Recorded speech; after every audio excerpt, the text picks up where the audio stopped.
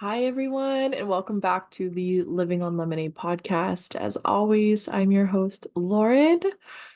I'm going to try and keep this one a little bit quick today. I know I feel like I always say that, and then I don't know. Thankfully, they're usually within 20 to 30 minutes. I hope that's a good length for everyone. I tend to not mind that length. It's a good one for me driving to and from work. So I feel like when we just do things organically, we kind of magnetize ourselves to the people who are similar to us. So anyway, that being said, I'm going to keep going. Today I want to share a bit of a story, I guess, and it kind of brings us back to the topic on grief, which is how this podcast started. And by the way, this podcast surpassed, I think it was last night, or was it this morning? 1,000 downloads. How freaking amazing is that? So fun.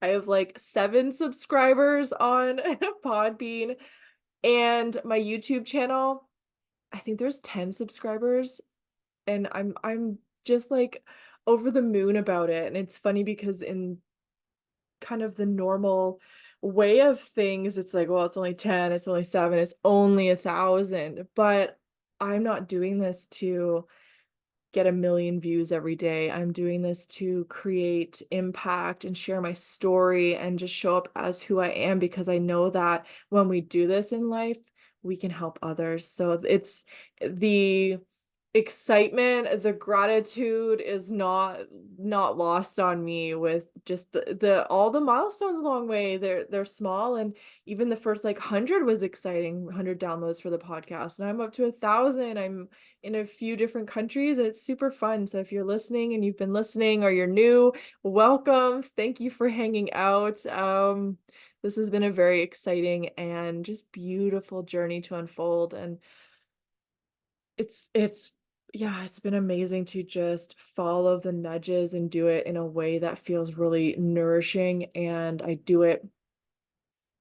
don't make it a should, right? And I think that translates differently in a podcast or anywhere that you're showing up, especially if you want to create impact and make people feel heard and seen and supported, as we have to do it from a place of abundance.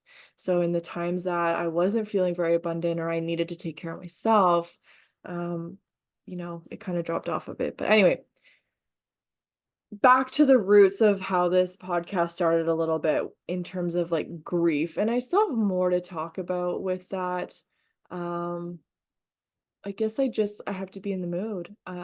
Things have been, obviously, if you've been following along, things have been going much better for me. I'm out of that like really deep darkness that I was in for quite a long time.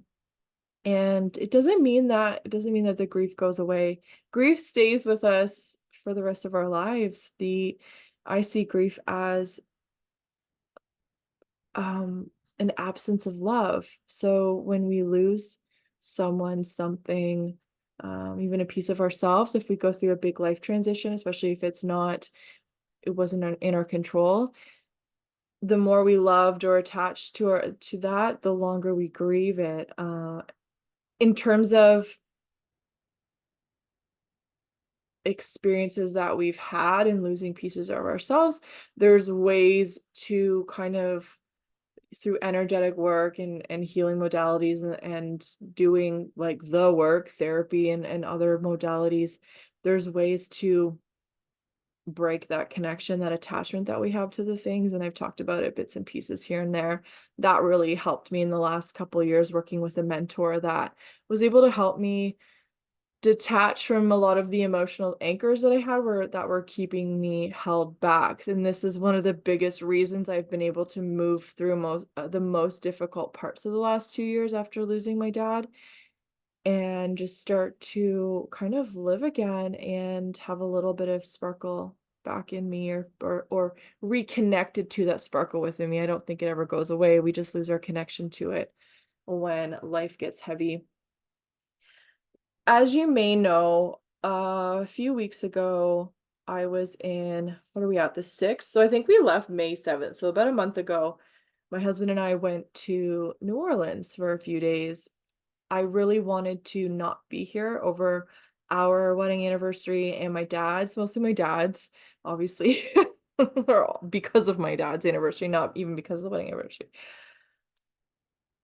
Just because of everything that happened at that time, and with him, we got married in our home, and my dad just started letting go pretty much at the wedding, and he passed away 2 days later. And it happened so quickly that he almost passed away in our house. So there's still, I've worked through a lot of it, but anyone who's like gone through something that's traumatic in that way, especially when it's like in your home or somewhere that you have to like go to in regular life, it can be really difficult. And the first hurdle was just getting past having to live in that house after all of that happened, and having the flashbacks and the reminders. And I had a hard time looking in the spare bedroom because that's where he was, and thankfully we got him to the hospital. Like, anyway, it was a lot of miracles, a lot of divine intervention happened, if you believe in that. Especially after that experience, and even just putting the wedding together, I absolutely already did believe in that stuff, because I mean, it's how I grew up, but it really, what's the word? It really kind of made it concrete in my belief in it.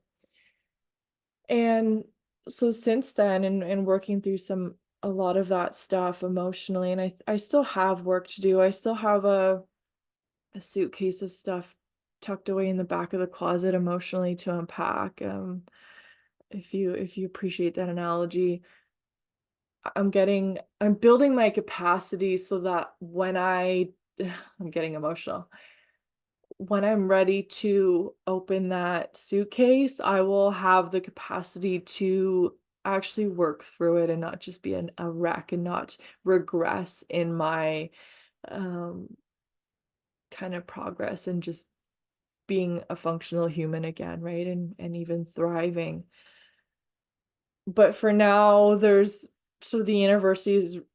our anniversary is really difficult for me. Even our wedding anniversary, it's getting better, but I haven't edited the photos yet. It's been 2 years. And it's another like thing back in the depths of the closet. I think I'm gonna pull it out and just do the thing. Even if I just edit the photos like for my granny and stuff, so that people around us, family members, can have those photos that are of them and stuff. um Even if I just do that part of the wedding, it's hard to compare. Like, it's hard to separate the wedding day from losing my dad 48 hours later, essentially. Especially the way that he showed up and looked when I saw him. And I had seen him 48 hours earlier than that, and he was still walking up and down the stairs. And then all of a sudden he was like, there was nothing left to him. And it was very shocking on the nervous system. And it just kind of put me in a state of fight or flight for the next while. I always attribute the Wim Hof method and the cold water to really saving the wedding day. And emotionally for me, I still was in fight or flight, because there were things that I would have made sure had happened had I not been still kind of frazzled. And I mean, wedding days in general, they can be, they're busy, and you could be nervous and have all kinds of emotions. There was so many reasons to have emotions, but add on that, it just kind of, it threw me for a loop. So I wasn't fully regulated, and um yeah, but I did the best I could with what I had, right?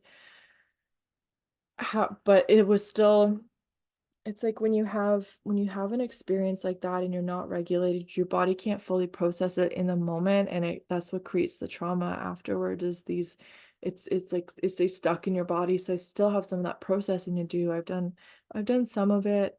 Um, but the anniversary is hard. So we went away. And that day in particular, on my dad's anniversary, was our last day in New Orleans. And we really just spent the day kind of seeing the town. Like, the first couple days we were in the area, or when we flew, and we actually then drove to Alabama and stayed a couple days and nights on Dauphin Island, and that I took the ferry across to the Gulf Shores, and we did some exploring, and then came back to New Orleans for the last bit. So that anniversary day, it was spent kind of just wandering around New Orleans in the different, just like the main downtown district, I guess, in the French Quarter. It was interesting because unlike how I normally manage, or what's the word I want to use, process anniversaries, I tend to really like sink in, and I'm very intentional about that day and how I spend it. And I make sure that that person is like honored. Um, and obviously they're on my mind all day. But like, so for example, last year we were in San Diego, my dad's favorite place, and neither Eric or I had been there. So it it was a perfect spot to have an adventure for our first anniversary and my dad's, because we could see somewhere new that neither of us had seen, and go exploring, and then also be in like just the energy that my dad so loved about that place. And we spent the day on his first anniversary driving up the coast, and we had a playlist of all my dad's favorite music, and it was just very much like a dad day. And then we came back, watched the sunset on the Sunset Cliffs just outside of San Diego, and then we went to the Mexican restaurant that he loved.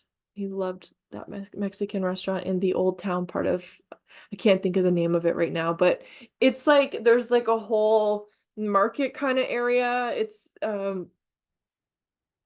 anyway, if you look it up, if you Google it, it'll be right there. This year was different. I didn't, and the other thing was, I was like, Dad, I want like a sign, let me see something, or just have something remind me. And I'm still a little sad about it because I just didn't feel connected to him that day. And because we were just doing our own thing. Um, and like it was fine. But obviously he was on my mind all day, but I didn't have anything in that place to just like very mindfully be connected to him. We were walking around, so it's not like we were driving and could put on his playlist. Like, and I had one opportunity that Eric went to do a tour at a, what's it called? Can't think of it right now. It starts with an S, and it's like one of the first cocktails. I can almost see it. Anyway, maybe it'll come to me while I'm talking.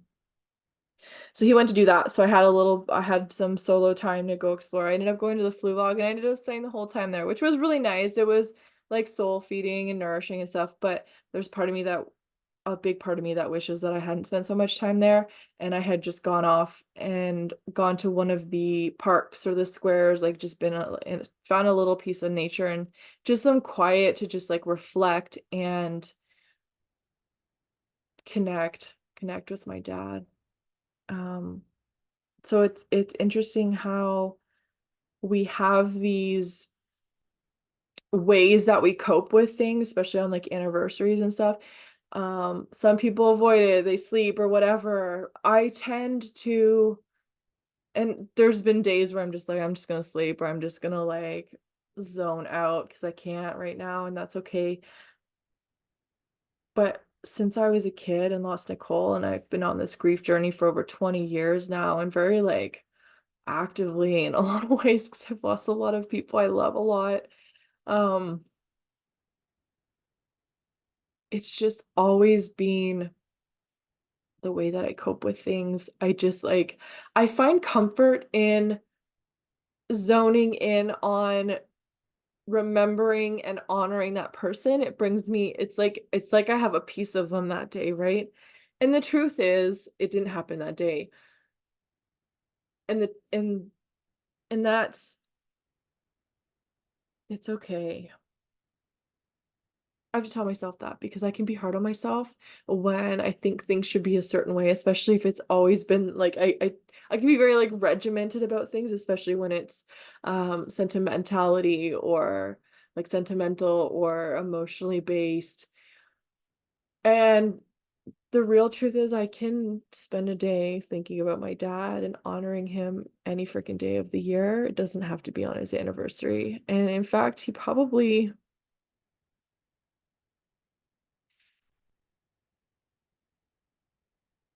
if I could have a conversation with him right now, I know that he would, sorry, he would have praised me for just living my life that day and not spending too much time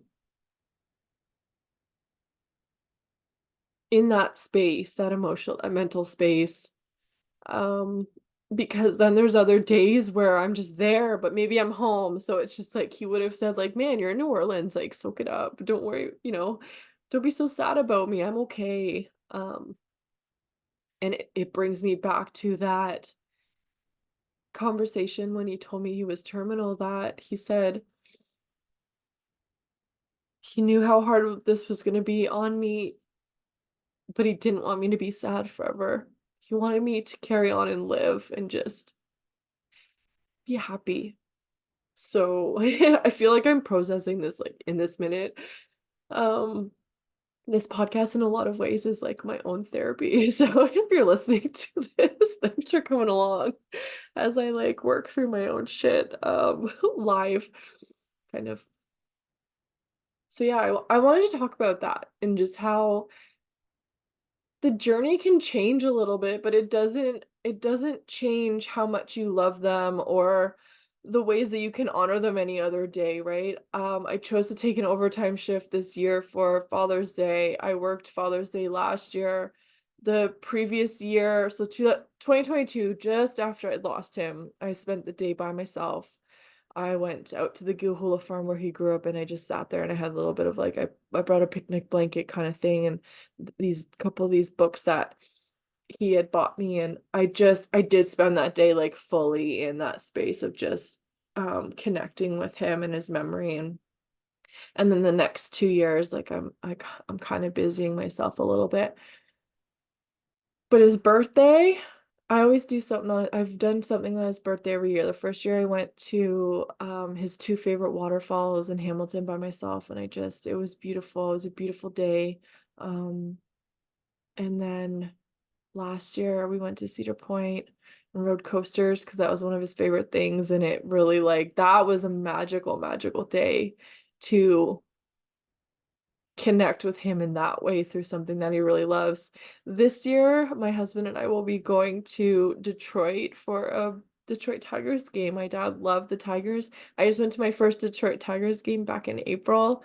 Um, and it was really nice. So